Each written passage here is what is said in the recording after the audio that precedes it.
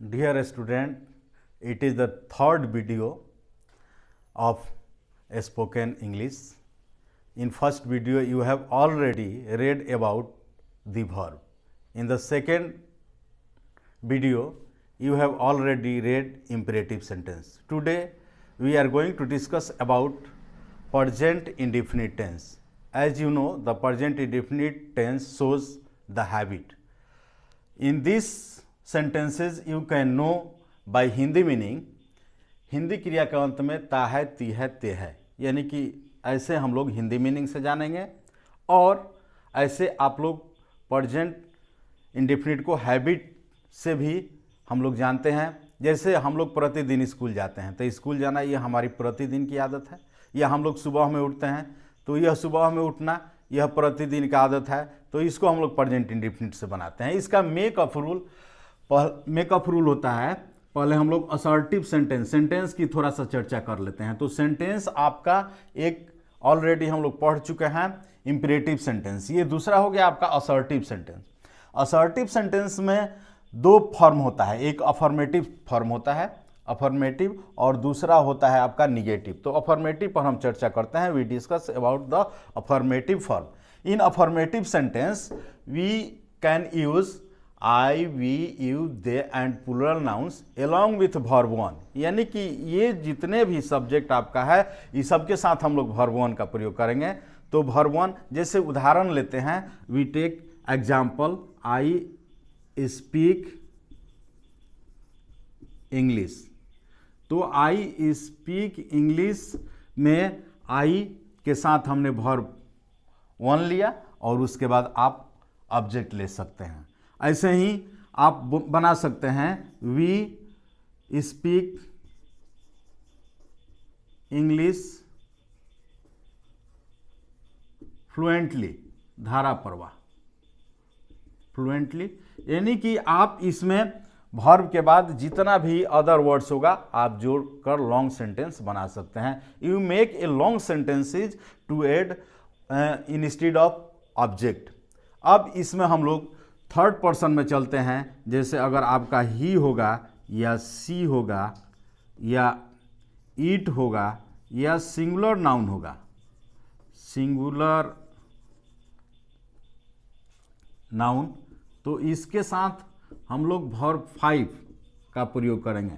आप लोग पहले से जानते हैं कि वर्ब 5 का मतलब होता है मेन वर्ब में एस या ईएस जोड़ना। जैसे अब इसी से हम बनाते हैं, अगर ही से बनाते हैं तो ही के साथ अब स्पीक्स करते हैं, ही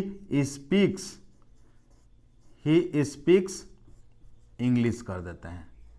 अब यही हम ही के बाद अगर सी रखते हैं या कोई सिंगुलर नाउन रखते हैं, जैसे राम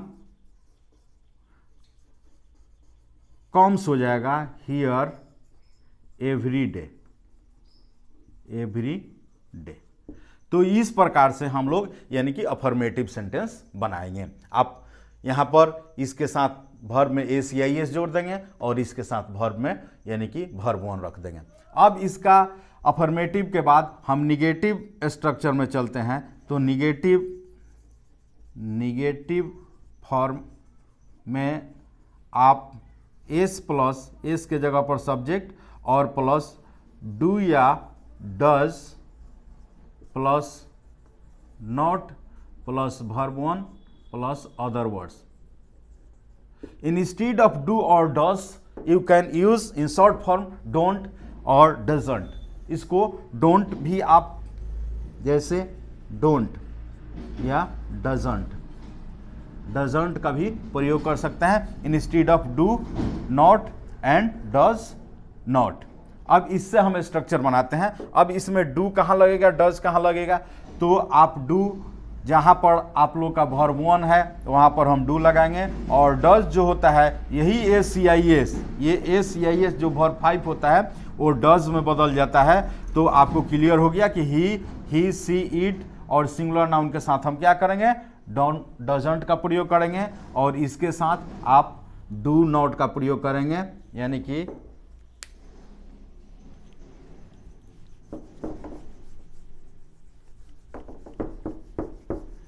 लिए I don't speak English fluently. ऐसे ही के साथ आप डजंट लगा सकते हैं, he doesn't come here on Sunday, वह रविवार को यहाँ नहीं आता है।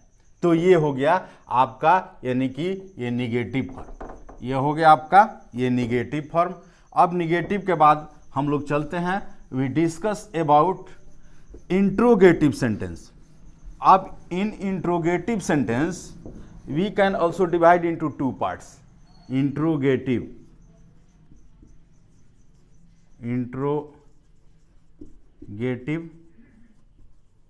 सेंटेंस में भी हम लोग एक यस नो क्वेश्चन होता है जिसमें हम डू या डज और plus subject plus verb one plus object plus mark of interrogation कर सकते हैं। ये यस नो, इसमें यस नो का मतलब होता है इसका आंसर हम यस और नो से देते हैं। जैसे उदाहरण के लिए आप डू लगाएंगे यू के साथ, जैसे डू यू स्पीक इंग्लिश, क्या आप अंग्रेजी बोलते हैं, मार्क ऑफ इंट्रोगेशन आप जरूर दीजिएगा। तो इसका हुआ कि डू यू स्पीक इंग्लिश, क्या आप अंग्रेजी बोलते हैं, तो आप यस और नो में दे सकते हैं। आप कह सकते हैं नो आई डोंट, बस इतना ही। You have to answer only in short no I don't, या यस में आप देना है तो यस आई डू, या यस ए लिटिल इंग्लिश। आप इन शॉर्ट में आप यानी कि आंसर देंगे यस और नो से। अगर यही यस नो के बाद हम लोग फिर चलते हैं इंट्रोगेटिव में, WH वर्ड्स लेते हैं। WH वर्ड्स में थोड़ा सा ध्यान दीजिएगा, हम लोग का मेन फोकस WH वर्ड्स पर ही है, क्योंकि WH वर्ड्स में आपका व्हाट आता है और वेयर आता है, व्हेन आता है, हाउ आ जाएगा, हाउ भी WH में ही आएगा और वाई भी आ जाएगा। अब इसमें हम लोग थोड़ा सा डिस्कस करते हैं। इसके बाद हम इसको लेते हैं और WH यानी कि WH वर्ड्स प्लस हम लोग डू और डज का प्रयोग करते हैं, देखिएगा ध्यान से, और plus subject plus verb one plus object. अब यहाँ वर्ब वन ही लगाएंगे, चूंकि ही सी के साथ आप डज लगा देंगे। अब इसमें ध्यान से देखना ये है कि अगर हम लिखते हैं कि आप कहाँ रहते हैं, तो वेयर डू यू लिव, ठीक है। अब आप का डू यहां पर हम लगा दिए, तो इसका मतलब कहाँ हो जाता है। अगर इसी का हम दूसरा तरीका बनाते हैं, कहते हैं कि वेयर, और इसके बाद डायरेक्ट हम सब्जेक्ट रख देते हैं, यू रख देते हैं। अब डू हटा दिए, वेयर यू, और तब हम इसको लिव कर देते हैं। यह आपका असर्टिव सेंटेंस हो गया। तो वेयर यू लिव, इसका अब अर्थ हो गया जहां, यानी कि जहां आप रहते हैं। वेयर डू यू लिव, आप कहाँ रहते हैं, तो वेयर यू लिव, जहां आप रहते हैं। ऐसे ही आप दूसरा सेंटेंस ले सकते हैं, when do you come here, आप यहां कब आते हैं। तो इसका आंसर आप असर्टिव से भी दे सकते हैं, या इसका आंसर ऐसे भी दे सकते हैं कि व्हेन यू कम हियर, आप जब यहां आते हैं। तो या व्हेन का मतलब जब हो गया। तो आपका हम लोग लिख लेते हैं कि किसका क्या अर्थ होगा। व्हाट मीन्स क्या होगा 1 नंबर में, और जो होगा 2 नंबर में। जैसे हाउ मीन्स कैसे होगा, और जैसे हो जाएगा कब।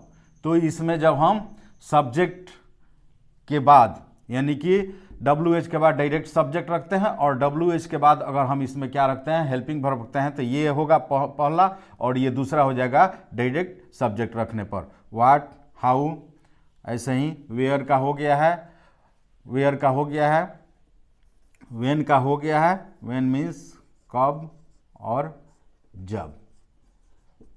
तो इस प्रकार से आप लोग यानी कि WH वर्ड्स का आप sentence, WH on the basis of WH words you can form the sentences. अब एक दो और एग्जाम्पल ले लेते हैं, जैसे वे लोग कैसे अंग्रेजी बोलते हैं।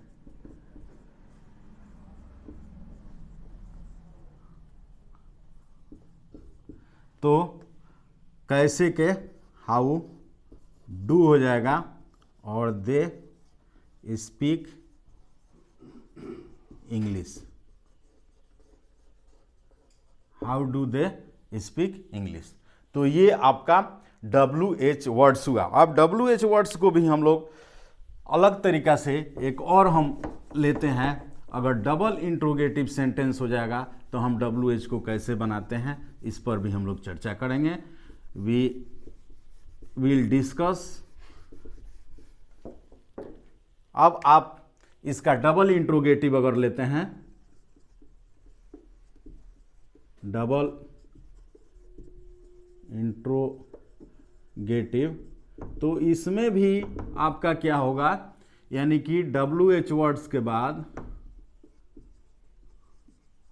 सब्जेक्ट लगाना पड़ेगा और इधर आपका कोई भी इंट्रोगेटिव भी हो सकता है या असर्टिव भी, जैसे do you no. Do you no आपका इंट्रोगेटिव सेंटेंस हो गया कि क्या आप जानते हैं, और इसके बाद WH लगा सकते हैं कि वेयर योर या माई कर दीजिए, वेयर माई ब्रदर। अब आप रीड्स कर दीजिएगा, चूंकि यहाँ पर माई ब्रदर सिंगुलर है इसलिए आप रीड्स कर देंगे। तो आप लिखें, इसका हिंदी हो जाएगा कि do you know where my brother reads. क्या आप जानते हैं मेरा भाई कहाँ पढ़ता है। अब यहाँ कहाँ ही हुआ, लेकिन कहाँ के बाद आप लोग डू या डस का प्रयोग नहीं करेंगे, डायरेक्ट आप सब्जेक्ट का प्रयोग करेंगे। लेकिन कब, अगर ये डबल सेंटेंस होगा तब ये डबल इंट्रोगेटिव होगा, या डबल इंट्रोगेटिव ना होकर ये असर्टिव भी हो सकता है। जैसे असर्टिव में आप रख सकते हैं, जैसे आई नो, मैं जानता हूँ, व्हाट ही डज। अब ये डज यहाँ पर आपका मेन वर्ब भी होता है और आपका हेल्पिंग वर्ब में भी हम लोग इसकी चर्चा किए थे। तो आप ऐसे भी बना सकते हैं कि I know what he does, मैं जानता हूं कि वह क्या करता है। तो इस प्रकार से हम लोग यानी कि इंट्रोगेटिव सेंटेंस बनाएंगे जिसमें WH वर्ड्स का भिन्न भिन्न तरीका से यानी कि अर्थ चेंज होते चला जाएगा। अब इसमें हम लोग एक दो और सेंटेंस बना सकते हैं। इसमें वाई का आंसर देना होगा, तो वाई का आंसर अगर हमको देना है तो आप जैसे सो दैट का भी प्रयोग कर सकते हैं। असर्टिव में सो दैट, सो दैट का मतलब होता है जिससे या ताकि। तो सो दैट के बाद आप सब्जेक्ट प्लस में का प्रयोग करेंगे, plus verb one plus other words का प्रयोग करेंगे, अदर वर्ड्स का प्रयोग करेंगे। जैसे आपसे पूछा जाए कि why do you come here, आप यहाँ क्यों आते हैं, तो आप इसका आंसर सो दैट से दे देंगे। जैसे आई come here so that I में रीड इंग्लिश, ताकि मैं अंग्रेजी पढ़ सकूं। तो इसमें ताकि या जिससे मैं अंग्रेजी पढ़ सकूं। अब एक और चीज ध्यान दीजिएगा, पे your proper attention towards this structure. कहीं कहीं आपका होता है भी होता है, जैसे होता है, तो अब आप इसको होता है, तो एडजेक्टिव में इसका हम प्रयोग करते हैं, जैसे होता है, तब ये लास्ट में आपका ता है, तो इसको आप प्रेजेंट इंडेफिनिट से नहीं रखेंगे। जैसे अगर हम कहते हैं कि दूध क्या होता है, उजला होता है, तो आप मिल्क और इज वाइट का प्रयोग कर लेंगे। यानी कि एडजेक्टिव अगर रहेगा तो आप इज के बाद एडजेक्टिव का प्रयोग करेंगे होता है के सेंस में, न कि आप फिर ऐसे बनाइएगा। आप देखना है कि ये होता है के साथ एडजेक्टिव है या वर्ब है। अगर वर्ब रहेगा तो ऊपर और एडजेक्टिव होगा। तो जनरली लड़के, the student generally confuse in this type of structure. तो इस प्रकार के स्ट्रक्चर से पर आप लोग ध्यान अपना दीजिएगा। और इसमें मिल्क इज वाइट, ऐसे ही आप स्नेक इज फियरफुल, सांप जो होता है क्या होता है, डरावना होता है। ऐसे ही आप लोग इसको बना सकते हैं। बस आज इतना ही। अब नेक्स्ट में हम लोग इसी स्ट्रक्चर पर, अभी प्रेजेंट इंडेफिनिट टेंस को भी हम लोग डिटेल से पढ़ेंगे। स्पेशल इसमें स्ट्रक्चर ये नेक्स्ट वीडियो में मैं ला रहा हूँ। आपको सलाह दिया जाता है, यू आर एडवाइज्ड, यानी कि आप लोग इस चैनल को सब्सक्राइब जरूर करिए, ताकि मैं प्रतिदिन कंटिन्यू अपना जो भी यूट्यूब पर वीडियो डालूं वो आपको नोटिफिकेशन भेजा जा सकता है। बस इसी के साथ मैं आप लोगों को यानी कि ये शुभकामना देता हूं कि आप लोग शीघ्र यू में यानी कि speak English fluently very soon.